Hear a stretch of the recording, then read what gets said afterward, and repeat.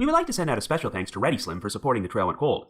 ReadySlim focuses on providing the highest quality detox and keto products fit for any busy lifestyle. To save 25% on your first order of ReadySlim's 28-day detox tea kit for a limited time and get a free collapsible water bottle, go to readyslim.com/cold.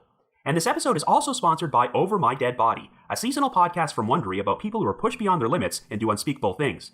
Follow Over My Dead Body on Apple Podcasts or wherever you're listening right now to hear Season 3 Fox Lake. Or you can listen early and ad-free by subscribing to Wondery Plus on the Wondery app. Thank you, and enjoy the show.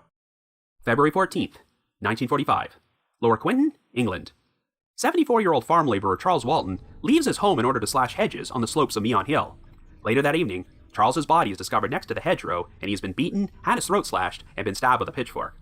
While the original investigation turns up a potential suspect, there is not enough evidence to implicate him, but as the years go on, Charles's death becomes surrounded with urban legends involving witchcraft and the occult. After that, the trail went cold.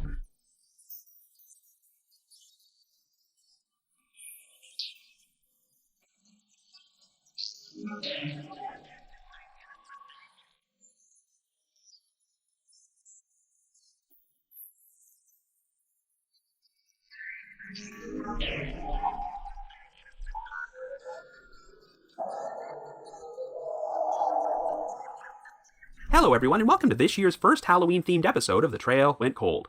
I'm your host Robin Warder, and today we're going to be traveling to the United Kingdom to cover a bizarre mystery, the 1945 murder of Charles Walton.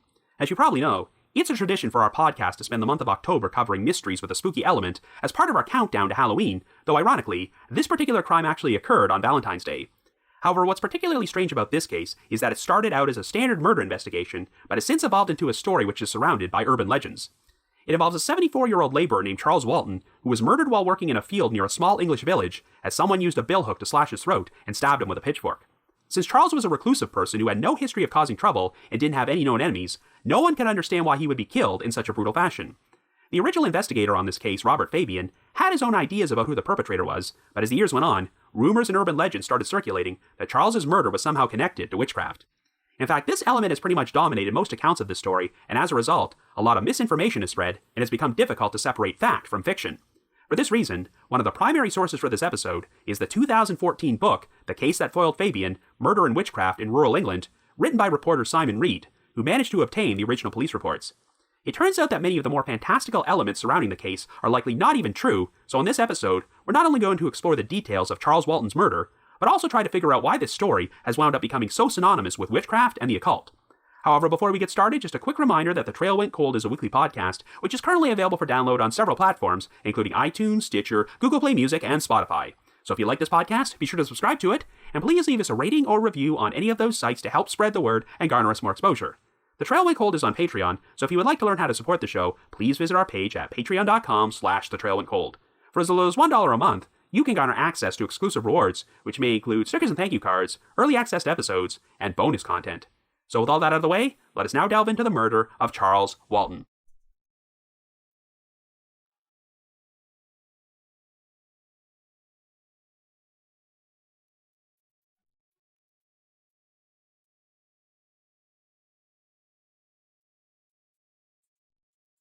Our story begins in 1945 in Quinton, a civil parish located in the Stratford-upon-Avon district of Warwickshire in England.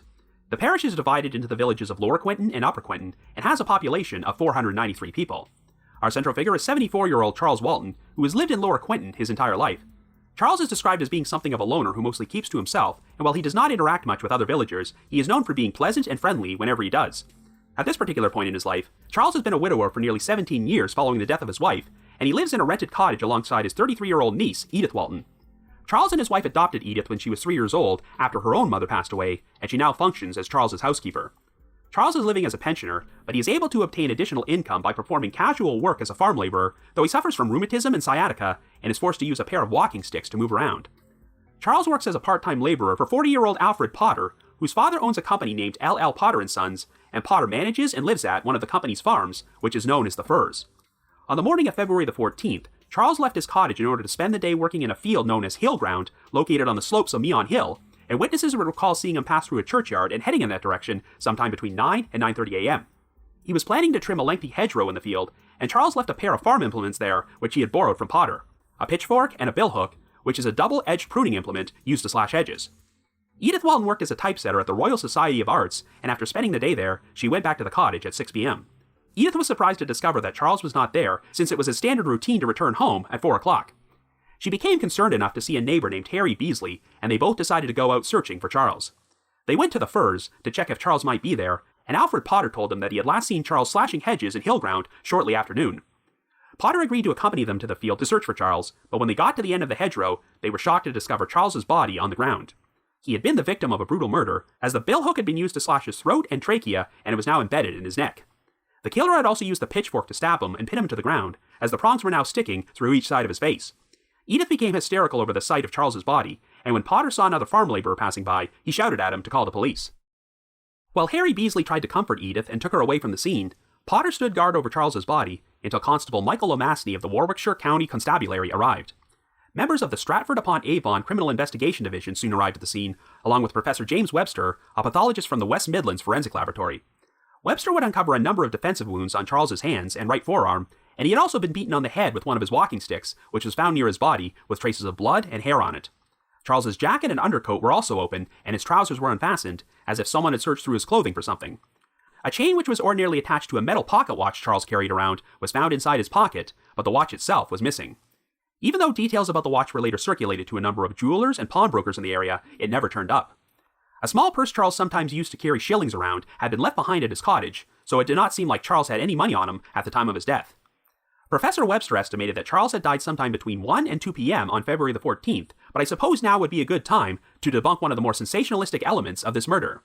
If you research this case online, you'll find numerous sources state that a cross had been carved into Charles's chest, but there is no mention of this cross in Webster's autopsy report or the original police reports or any newspaper articles about this crime from this time period. We'll talk more about this later on, but it seems like the cross is just one of those details which was fabricated in order to add an extra aura of creepiness to the story and got repeated so much over the years that it wound up being accepted as fact. Another sensationalized detail which has often been spread about the murder is that Charles's face was frozen with an expression of terror when his body was found, but once again, there's no mention of this in any of the official reports. The local authorities contacted Scotland Yard in London for assistance with the investigation, so Chief Inspector Robert Fabian and his partner, Detective Sergeant Albert Webb, made the trip to Lower Quinton. Now, to provide some backstory, Robert Fabian was one of the most famous police investigators in the United Kingdom at that time, and his celebrity would only increase following his retirement a few years later. Fabian wrote a number of popular books which detailed his police career, one of which, titled Fabian of the Yard, was adapted into a police procedural TV series during the mid-1950s.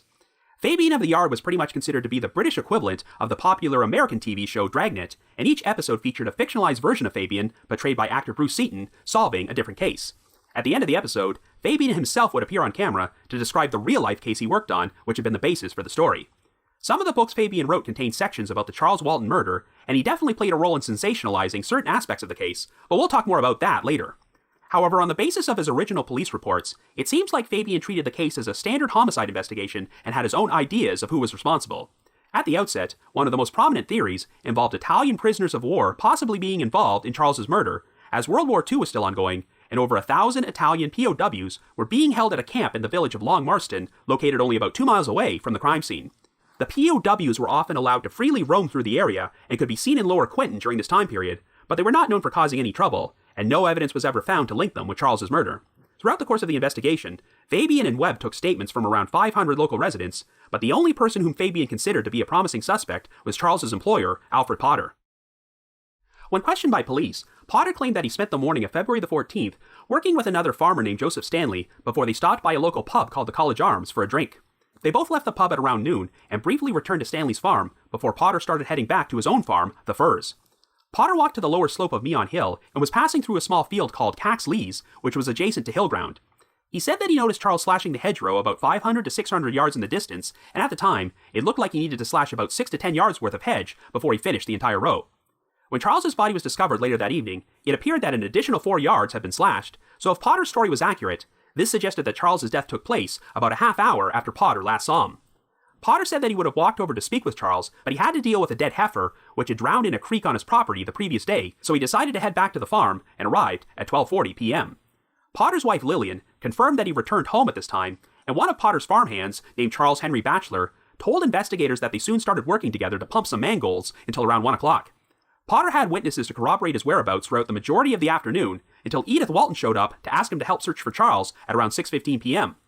However, throughout the course of the investigation, Potter did a number of things to make the authorities suspicious. For starters, when Constable Lomasny first arrived at the murder scene, he said Potter started complaining about how cold he was, which Lomasny found unusual since Potter's job frequently required him to work outdoors in cold weather. Potter complained that he was hungry because he was interrupted before he had a chance to start his dinner, and for this reason, he decided to leave the scene and return home before the Stratford-upon-Avon CID arrived. Lomasny thought that Potter came across as very nervous and was looking for any reason to avoid speaking to investigators, who would not formally interview Potter until they paid him a visit at his farm hours later. At around 7 a.m. the following morning, Potter returned to the murder scene, which was now being guarded by another police constable named John West. Potter struck up a conversation with West and mentioned that he accidentally touched the handle of the pitchfork when he discovered Charles's body and left his fingerprints behind. However, Potter never made any mention of this when he was interviewed by other investigators the previous evening. In actuality, no legible fingerprints were found on the pitchfork or the billhook, but Potter would keep bringing up the subject during subsequent interviews.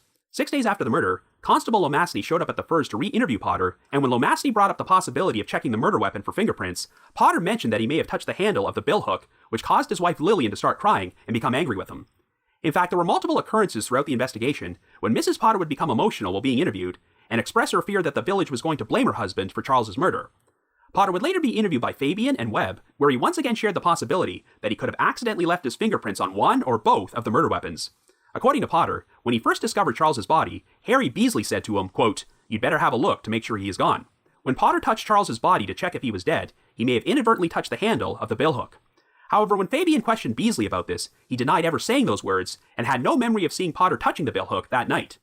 What also struck Fabian as odd is that at no point during any of his original interviews did Potter mention returning to the murder scene on the morning of February the 15th and speaking with Police Constable West about touching the pitchfork, as Fabian only learned about this after speaking with West himself. While he was being questioned, Fabian asked Potter to turn over the workman's clothes he had been wearing on the day Charles was killed for testing at the West Midland Forensic Science Laboratory. Potter agreed to do so, but also mentioned that they might find traces of blood on the knees of the breeches because he had birthed a calf a few days earlier. Indeed, when the tests were performed, Professor Webster reported that there were 2 areas which seemed to have presumptive traces of blood, but the breeches had been so well cleaned that it was impossible to tell if the blood was human. When Fabian later spoke to Mrs. Potter about this, she said she had no memory of her husband ever cleaning his work clothes. One of the oddest discrepancies involving Potter was when he recounted his story to Fabian for the first time about having seen Charles slashing the hedgerow in the distance on February the 14th, and specifically stated that Charles was working in his shirt sleeves. Well, Potter had never mentioned the detail about the shirt sleeves during his previous interviews, and it turned out that at the time he was killed, Charles had been wearing a jacket, an undercoat, and a shirt with its sleeves cut off above the elbow. When confronted about this discrepancy, Potter acknowledged that he could no longer be certain that the person he saw was Charles, and perhaps this individual with the shirt sleeves was actually Charles's killer. Another detail which struck Fabian as odd was Potter's claim that he did not go over and speak with Charles because he needed to return to the Firs to attend to a dead heifer. However, when Potter first arrived, his wife claimed that he spent a few minutes reading the newspaper before he went to help his farmhand, Charles Henry Batchelor, pump some mangolds. Potter did not actually get around to removing the aforementioned heifer from the creek until 3 p.m. Since this was around 2.5 hours after Potter allegedly saw Charles in the Hillground field, why did he act like he needed to return home immediately? Each time he recounted this story, Potter also seemed to revise the exact time he claimed to have seen Charles, as it kept being pushed up to later in the day at such times as 12:10, 12:15, and 12:20 p.m. 1 month after the murder took place, Potter testified at a coroner's inquest which was being held at the town hall, and by this point, he stated that he had seen quote-unquote someone in the distance at Hillground at 12:30 p.m., but could not be certain it was Charles. Technically, there was no one who could account for Potter's whereabouts during a window of approximately 30 to 40 minutes from when he parted ways with Joseph Stanley to when he returned to his farm. During an interview with Fabian and Webb, Potter surprised them by admitting that he sometimes cooked the books by claiming wages from his father's company for work his employees never actually performed. For instance, Charles only worked for Potter part-time as his rheumatism prevented him from doing physical labor in cold weather. But Potter's book showed that Charles had been paid wages for every single week, so Potter was essentially pocketing the difference for himself. This led Fabian to speculate that perhaps Charles's murder was the result of some sort of financial dispute, but a check of Potter's background did not turn up any known history of violence, and in spite of the odd discrepancies in his story, there was no hard evidence to prove he had committed the crime. In the end, Fabian returned to London with the belief that Potter was the most likely suspect, but he was unable to make an arrest or close the case, and Potter died in 1974. It's been reported that when some workmen removed a row of outhouses behind Charles's former cottage in 1960, they wound up digging up a pocket watch which was buried in the ground. It was believed that this might have been the same pocket watch that went missing when Charles was murdered, but there is no official report that conclusively corroborates this. If you were to visit Lower Quinton today, you will not be able to find an official gravestone for Charles Walton, though rumor has it that one of his relatives had it destroyed after they became upset about the media visiting his gravesite on the anniversary of his murder every year. However, one article about the case published by the BBC featured a photograph of a small stone in the local churchyard which has been marked with the initials CHW, so it's possible this is Charles's unofficial resting place. Over the past 76 years, a number of rumors, myths, and urban legends have circulated about the circumstances of Charles Walton's death, but the actual truth about what happened to him remains an unsolved mystery. So I guess you could say, the trail went cold. But before we continue, we would like to send out a special thanks to Ready Slim, a wellness company that focuses on providing the highest quality detox and keto products for any busy lifestyle. When you're constantly working on a podcast, you're often going to need a good beverage to keep your energy levels up, but you also might need something to help you unwind once your work is done. I've mentioned before that I often like to drink tea while writing, researching, and recording my episodes, so that's why I like Ready Slim's detox teas, which are made with high-quality, 100% organic herbs and have no fillers, no additives, and no laxatives. They're safe to drink daily, so they can gently boost your metabolism and help with digestion while also reducing bloating. Ready Slim's 28-day detox tea kit has everything you need because you can either drink the Wakey morning detox tea, which helps boost your energy levels to start your day off, or the Snoozy night detox tea, which helps you relax and supports the natural detox process while you get your well-deserved beauty sleep. Ready Slim even helps aid in weight loss and is keto-friendly. Since I started drinking Ready Slim a few months ago, I've noticed that my metabolism has improved and my energy levels have boosted. I often like to alternate between the Wakey and Snoozy teas, depending on whether I want to bring my energy level up or unwind and sleep better, but they both work very effectively. So to save 25% on your first order of Ready Slim's 28-day detox tea kit for a limited time, go to readyslim.com/cold. You'll also get a free collapsible water bottle. That's readyslim.com/cold to save 25% on your first purchase of Ready Slim's 28-day detox tea kit plus a free collapsible water bottle. These statements have not been evaluated by the Food and Drug Administration. This product is not intended to diagnose, treat, cure, or prevent any disease. I'd also like to take a few moments to talk about Over My Dead Body, a seasonal podcast from Wondery about people who are pushed beyond their limits and do unspeakable things. After 2 exceptional seasons, this true crime show is back for a 3rd season in order to share a story about corruption, betrayal, and the secrets of a fallen hero. It involves Joe Glinowitz, a hometown hero and 30-year veteran of the local police department in the small town of Fox Lake, Illinois. On September the 1st, 2015, when Glinowitz was just 1 month away from retirement, he was found dead outside an abandoned cement plant after having been shot twice in the chest.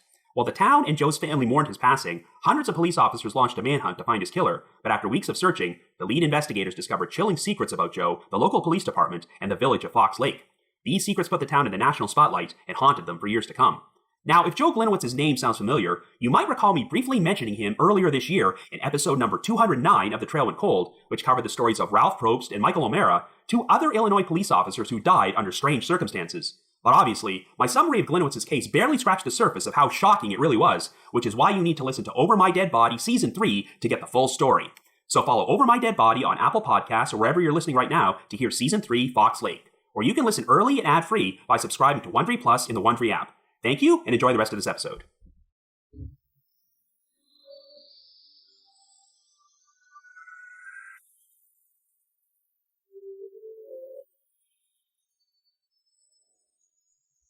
So this is probably the first unsolved case I've ever covered on The Trail Went Cold, which is alleged to have ties with witchcraft.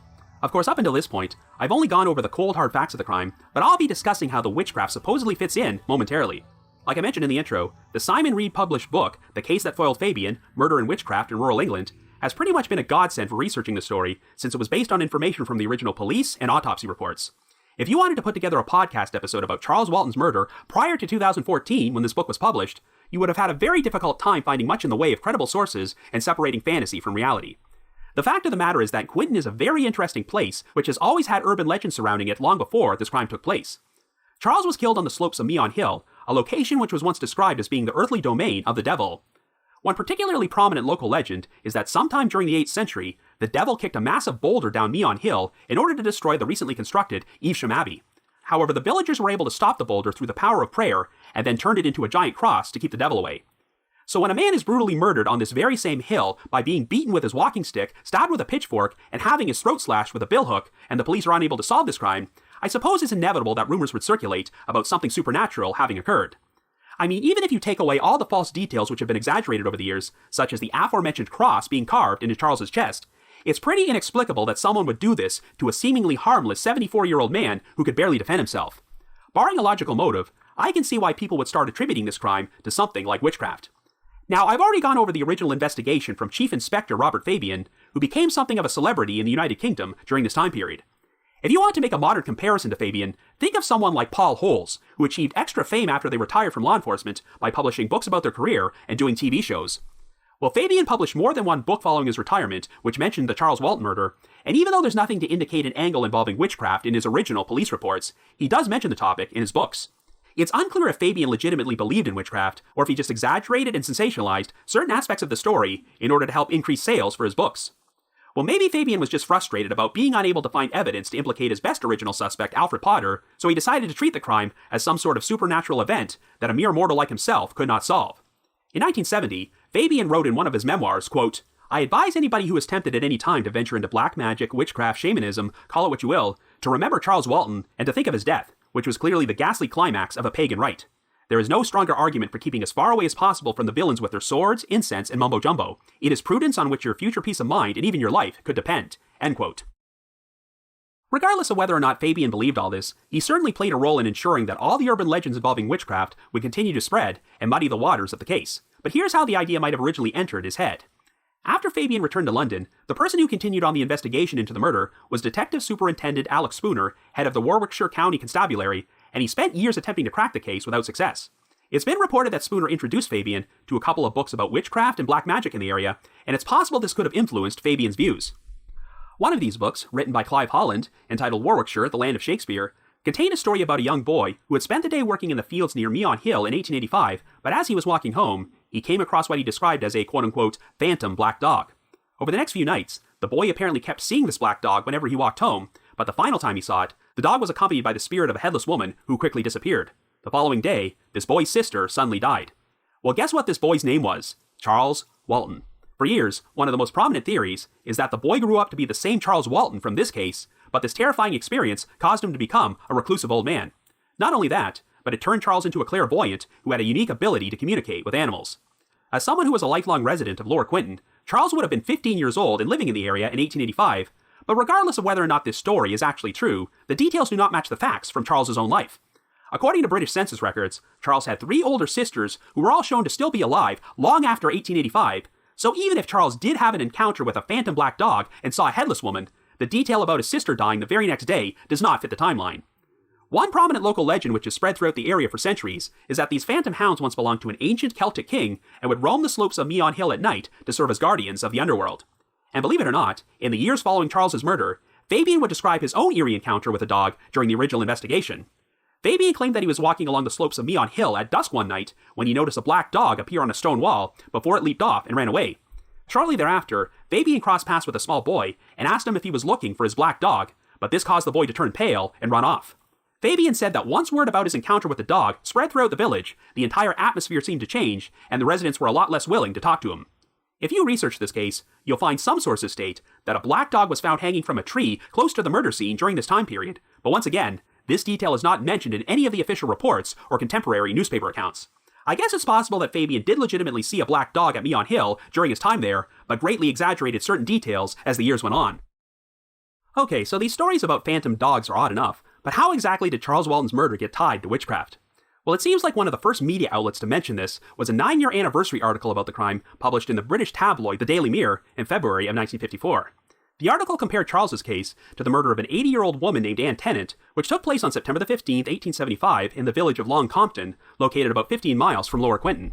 That evening, Anne was returning home after buying a loaf of bread when she was suddenly attacked by a farm worker named James Haywood, who stabbed her with a pitchfork. Another farmer intervened to stop the attack, and even though Anne was taken to her daughter's house to treat her injuries, she died about 3 hours later. Following his arrest, Haywood would claim that he killed Anne because she was a witch who had cursed him, and there were other witches in the village who needed to be killed as well. Haywood later went on trial for the crime, and I've read differing accounts of him either being found guilty of manslaughter and sent to prison, or being found not guilty by reason of insanity and sent to an asylum. It appears that details about this story have also been exaggerated to provide a closer parallel to Charles Walton's murder, as some accounts state that she had a cross carved into her body with a billhook, but this is not true at all, as there were multiple witnesses to the crime who confirmed that the only weapon Haywood used was a pitchfork. Other than the pitchfork, there really don't seem to be any connection between these two crimes, but the aforementioned Daily Mirror article contained this cryptic line, quote, "The police have found one other link between the killings, but I'm not pledged to reveal it," end quote. Well, it's been speculated that Charles Walton and Anne Tennant were distant relatives, and that Anne possibly could have even been Charles's great-grandmother, but this was never positively confirmed. But the main reason these cases have been linked is due to a theory that Charles was also murdered over the belief that he himself was a witch. Yes, you will find sources which allege that there were rumors throughout the area that Charles was a witch with magical powers who would take midnight trips to Meon Hill in order to participate in rituals. And remember how I mentioned these other rumors about Charles supposedly being a clairvoyant who could communicate with animals? Well, one of the more fantastical theories is that Charles liked to breed natterjack toads and keep them as pets before he set them loose to ruin the crops and livestock of the local farmers.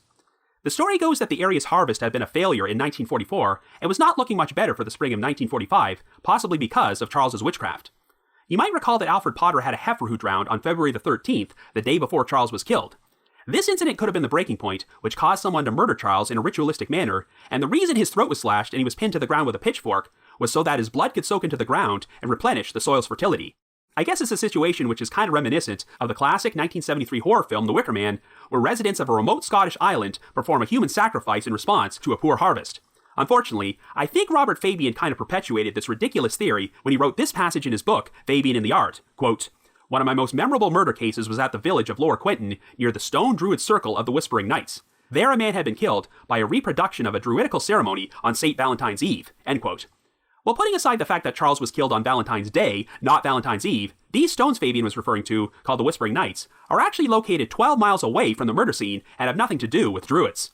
I mean, when the lead investigator on the case is writing stuff like this in his book and contradicting his very own police reports, you can understand why so much misinformation has spread over the years. There definitely seemed to be some sort of hysteria about witchcraft during the 1950s, because while I was researching this episode, I actually found mention of this case in an article published in the June 21st, 1956 edition of the Arizona Republic under the headline, quote, "Revival of Witchcraft Orgies Alarms Britain." I also think some of the lore surrounding this case might also be due to another unsolved murder which took place less than 2 years earlier in the village of Hagley, located just over 40 miles away. On April the 18th, 1943, a group of boys discovered a woman's skeletal remains stuffed inside a wick elm tree, but the victim could not be identified, and the story would gain additional notoriety the following year when the cryptic graffiti, "Who put Wella down the wick elm, Hagley Wood," suddenly appeared on a wall. An anthropologist/archaeologist named Margaret Murray would eventually push forward the theory that the woman's death was connected to witchcraft and she was killed in some sort of occult ritual, and it wasn't long before a number of parallels were made with Charles Walton's murder. Of course, I don't want to talk too much about the wick elm murder right now, since I might wind up covering it on a future episode of the podcast. All that being said, as skeptical as I might sound about this whole situation, it is a proven fact that James Haywood murdered Anne Tennant because he legitimately believed she was a witch. Even though there's no indication that all these ridiculous rumors about Charles existed prior to his death, could there have been at least one mentally unstable villager who got it into their head that Charles was a witch and decided to murder him for it? Well, the thing with Haywood is that he committed his murder in full view of witnesses and was so swept up in his own delusions that he didn't seem to care if he was caught. But whoever murdered Charles did so covertly in an isolated setting.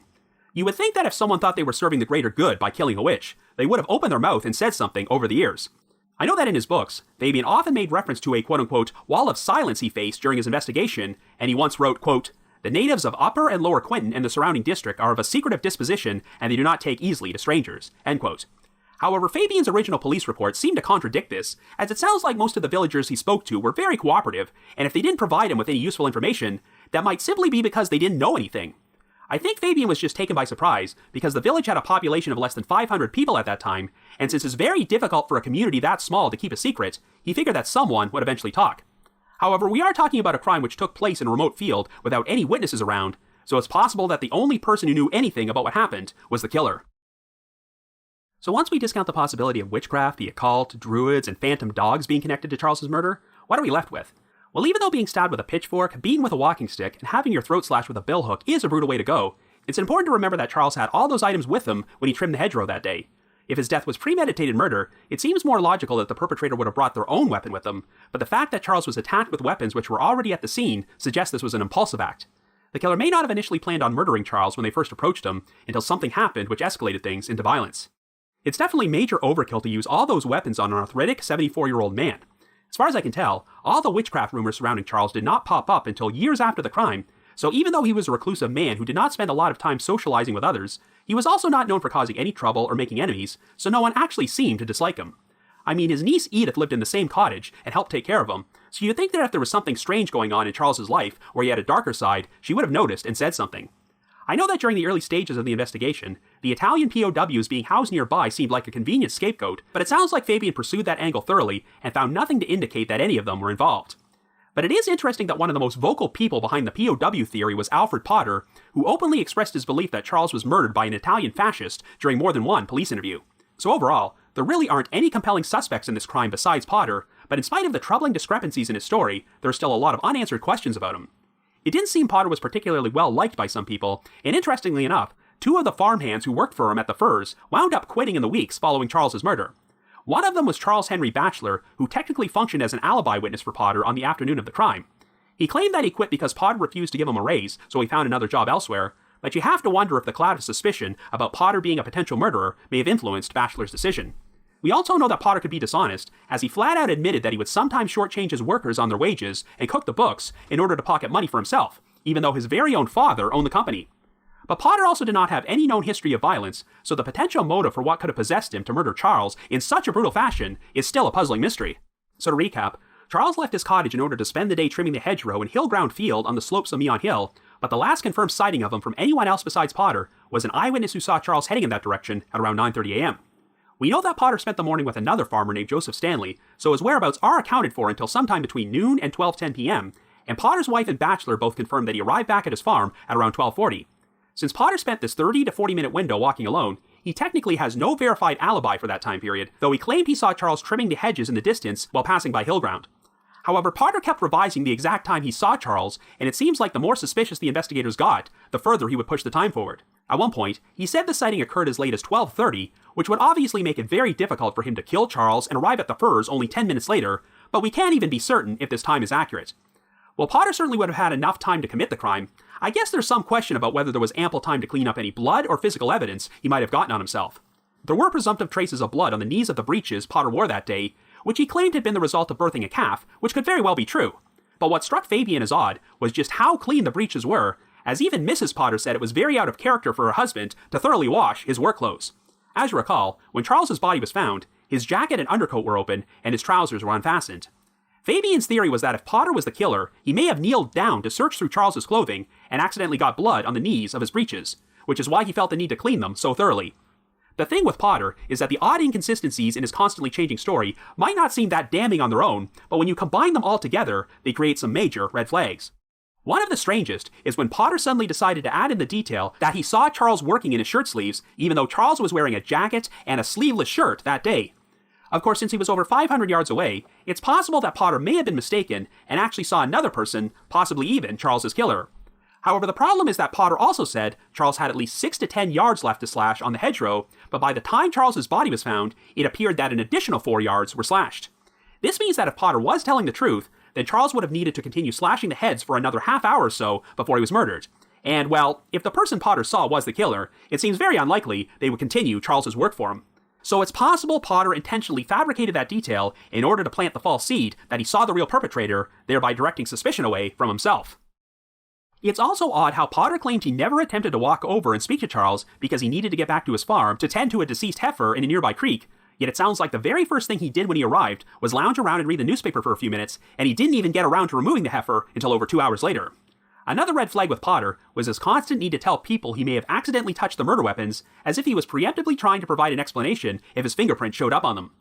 I mean, if he legitimately believed he touched them, then it's understandable that he would say something, but the pitchfork and the billhook technically belonged to Potter anyway, since Charles had borrowed both of them to perform his work. That could have provided another innocent explanation to account for Potter's fingerprints being on there, yet he seemed to go out of his way to constantly mention touching the handles. The first time he brought up this possibility was when he spoke to Police Constable Webb at the murder scene on the morning after the crime, yet he never even mentioned paying this impromptu visit to the murder scene during his subsequent interviews with investigators. And Potter provided a story about potentially leaving his fingerprints on the billhook after Harry Beasley told him to check Charles's body to make sure he was dead, but Beasley always denied ever saying this to him. Chief Inspector Fabian also found it interesting that whenever he interviewed Lillian Potter, she was always so certain of pinning down the exact time she saw her husband arrive home and go out to do work, yet she couldn't remember a number of other specific details from that day, such as what they ate for lunch. Fabian got the impression that Potter may have coached his wife and told her what specific times to say she saw him whenever she spoke with the police. Mrs. Potter also frequently got emotional and started crying during these interviews and attributed that to her fear that her husband would get unjustly blamed for the crime, but you have to wonder if she knew more about the murder than she was letting on and was racked with guilt about the whole situation. However, even though there are a number of strange inconsistencies in Potter's story, they still do not provide conclusive evidence that he's guilty of murder, and of course, there's still the unanswered question of motive. I already discussed how Potter had a tendency to cook the books by claiming more wages than he paid to his workers and pocketing the difference for himself. There were apparently a few incidents in the past where Potter failed to pay Charles his wages on time, and other laborers in the village who had previously worked with Potter also alleged they had issues with getting him to pay what he owed. So if this was an ongoing problem, perhaps that led to a heated confrontation between Charles and Potter, which escalated into violence. Even though Charles wasn't carrying any money at the time, someone did steal his pocket watch, and it appears that they searched through his entire clothing. I know it's been reported that the watch was found buried behind Charles's cottage 15 years later, which would be a complete head-scratcher, but we can't be 100% certain if this is true.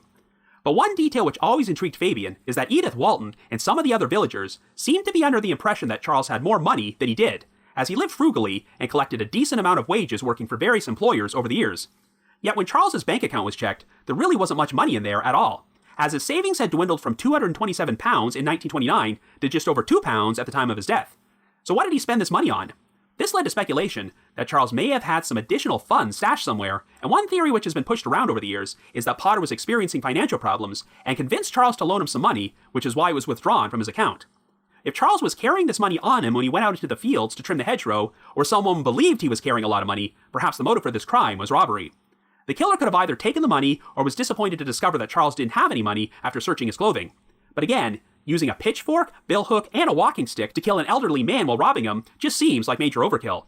I don't think Charles would have been capable of putting up much resistance if someone tried to steal from him, but if he recognized his attacker, that person might have felt murder was the only option. Another possibility is that if Charles loaned Potter money, he could have confronted Potter about paying him back and wound up being killed for it, but it's never been substantiated that any loan ever took place. Overall, I would say that Alfred Potter being the killer is the theory which makes the most sense, but there are just too many unexplained details to believe that with 100% certainty. So this only opens up the question, if Potter did not do this, then who did? I mean, for all we know, it could have just been some random person who was passing through the village, saw an old man working in the field alone, and for whatever reason, decided to take advantage of the situation by brutally murdering him and managed to get away without being seen. If the killer was not a local resident and immediately left Lower Quinton, then that would have made them a lot harder to catch.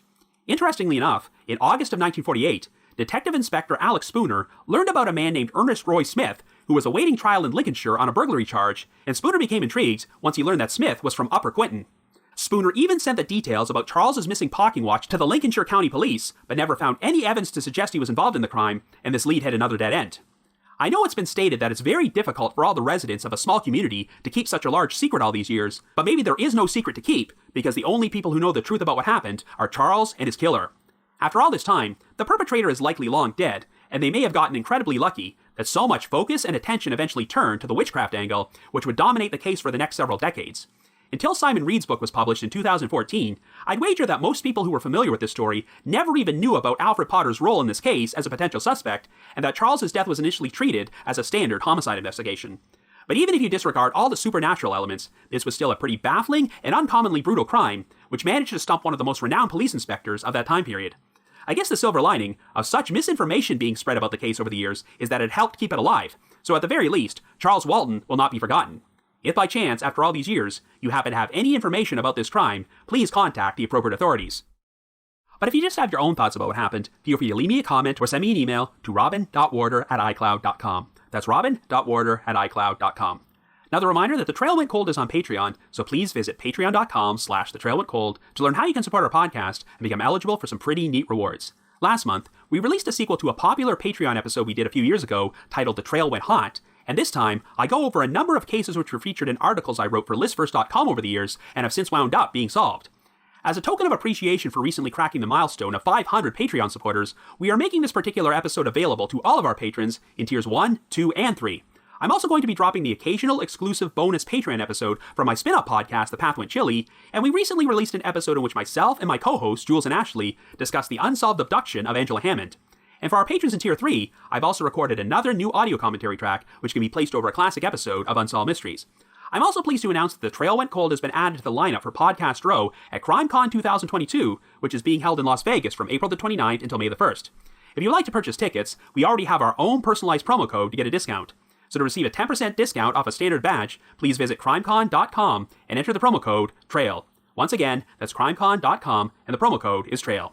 In addition, I wanted to provide another reminder that I hold live streaming sessions on a platform called Get Vocal. Every Thursday night from 7 until 8 p.m. Eastern Time, I host what is essentially an after show for each week's podcast episode, where I have an interactive discussion about the featured case from said episode and answer questions and address comments from listeners.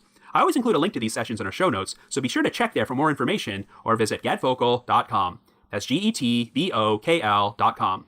I just wanted to give another shout out to my supporters at the Unsolved Mysteries message board at the Sitcoms Online forum and the Unresolved Mystery subreddit. I need to provide a big thanks to Miguel Foote, who edits and assembles this podcast together for me, and Vince Nitro, who composes the eerie music you hear on every episode. If you haven't already, you can like us on Facebook, follow us on Twitter, or leave us a rating or review on Apple Podcasts, Stitcher, Google Podcasts, or Spotify. So have yourself a good week and join us next Wednesday for our next Halloween-themed episode of The Trail Went Cold.